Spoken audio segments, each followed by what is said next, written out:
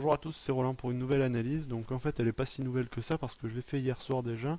Mais je sais pas pourquoi YouTube refuse ma vidéo. Donc j'espère que cette fois-ci ça passera, hein. Si ça passe pas il va falloir trouver des solutions. Donc apparemment le contenu était similaire parce que je l'avais posté. Ils me l'ont rejeté, j'ai aucune idée du pourquoi. Je l'ai retenté ce matin, ça n'a pas marché non plus. Donc vous voyez si je l'ai posté hier soir, c'était la paire AUD USD hein, qu'on va refaire, hein. J'espère que ça va marcher.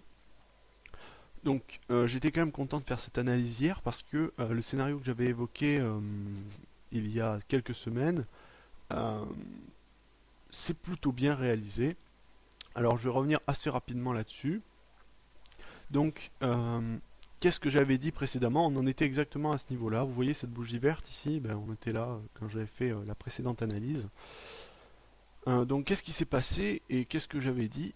On identifiait clairement ici une forme de cas d'école, hein, c'est-à-dire euh, un pennant, c'est un biseau, une figure en forme de biseau, survenant après un fort mouvement d'impulsion. Donc là c'est une impulsion haussière suivie d'un biseau qui ne retrace pas tout le mouvement, bien sûr, qui n'en prend qu'un morceau.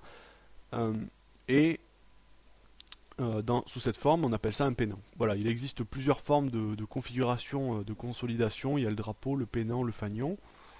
Le drapeau, c'est canal. Donc pour avoir un drapeau, on aurait eu ça. Pardon, excusez-moi. On aurait eu quelque chose comme ça. Donc en symétrique, hein. Euh, Ensuite, symétrique, parallèle plutôt. Euh, pour un fanion, on aurait eu ça, c'est-à-dire un triangle. Et pour le pennant, bien, on a un biseau, c'est-à-dire comme ce que j'ai tracé juste avant. Voilà, donc c'était juste pour clarifier les termes, parce que souvent j'entends beaucoup de personnes parler de fanion, de drapeau, de pennant. Le mot pennant est assez peu utilisé, et ça correspond à cette figure-là. Donc, on en est sorti, c'est ce que j'avais évoqué, et on arrivait sur des zones de plus haut. Donc quand on en est sorti, normalement on a tendance à repartir fortement à la hausse sur une bonne distance, disons. Et on était à peu près arrêté, vous voyez, sur le dernier plus haut, on l'avait légèrement franchi. Et bon, j'avais évoqué une forte probabilité pour avoir un retracement. Et j'avais dit, on a de bonnes chances qu'on aille retracer jusqu'à la résistance oblique qui deviendrait support. Et c'est ce qui s'est exactement passé à quelques pips près, puisque là on allait toucher la résistance devenant support, et on a rebondi immédiatement dessus. Et ensuite on a eu une phase de consolidation, encore une fois, qui a été cassée une fois encore, pour nous ramener vers des plus hauts. Alors, bon, je ne vais pas m'éterniser sur cette analyse-là, puisque là, globalement, qu'est-ce qu'il faut retenir? Il faut retenir euh, qu'on est sorti de cette figure. C'est vraiment, il n'y a pas vraiment d'analyse là au fond, c'est juste l'identification d'une figure chartiste, rien de plus. Donc, on est sorti de la figure, on accélère à la hausse, on fait un pullback et on reprend une tendance haussière. Maintenant, il faut voir à plus court terme, donc on va s'intéresser surtout à cette phase-là en fait. Euh, et on va voir des choses très très très intéressantes. Donc pour regarder ça, on va passer en H4. Donc là on passe en 4 heures. Vous ne le voyez pas parce que j'ai pas mis le screen dessus. Donc je supprime les droites que j'avais fait en daily. Et donc la consolidation que j'avais mis en évidence, c'est ça. Voilà, vous voyez. Et qu'est-ce qu'on a ici? On a encore une figure, enfin c'est pas une figure du tout, mais on a un bon niveau de résistance très puissant qui a été cassé. Alors on va tracer ça correctement si possible. Là, je suis assez frustré parce que quoique bon là, bon, on va revenir là-dessus.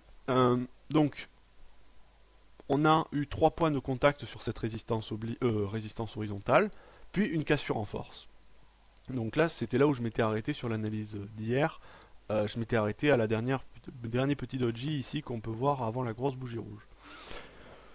Cette cassure, c'est une cassure d'une forme de tendance à plat, d'un range. Et à la fois, c'est aussi une forme, ici vous voyez, dans cette figure-là, on a un double bottom.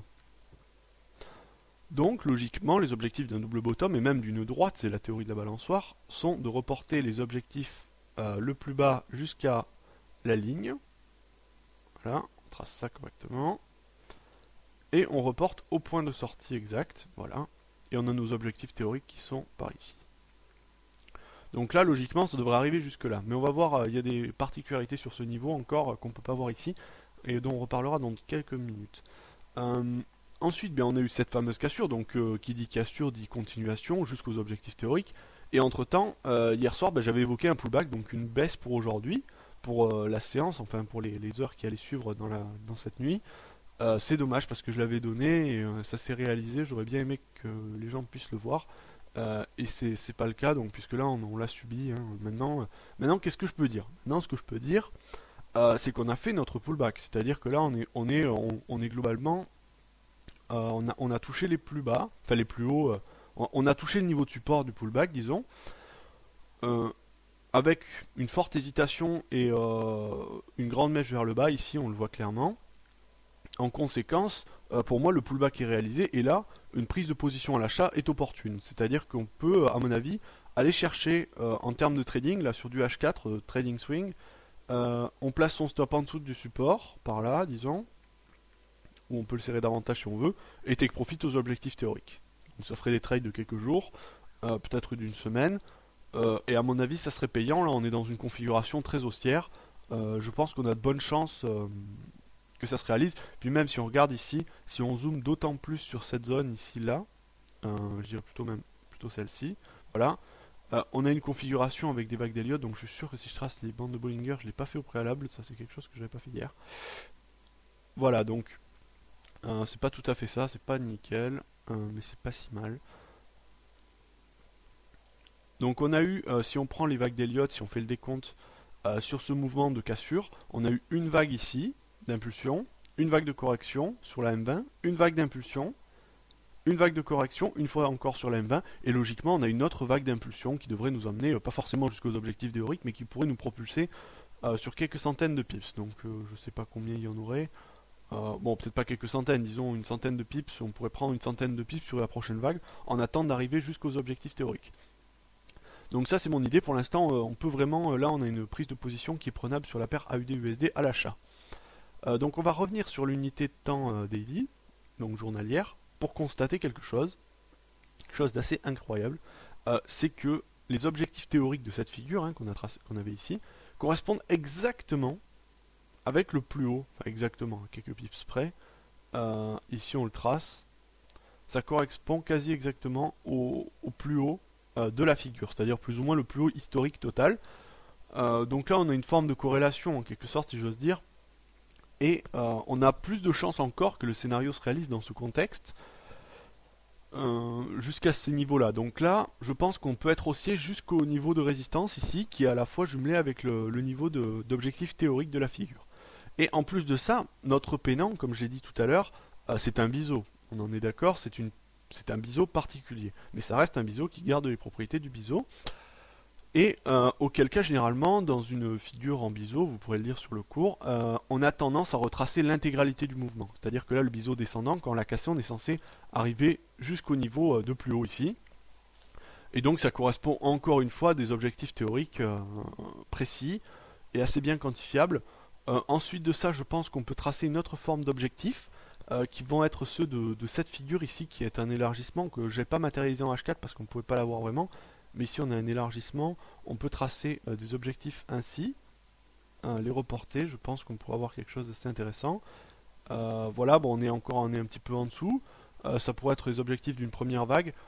C'est à voir, mais pour moi, là, on est dans une situation où on a de fortes chances d'aller jusqu'à ces niveaux de résistance à la hausse, hein. Ça me paraît très très probable.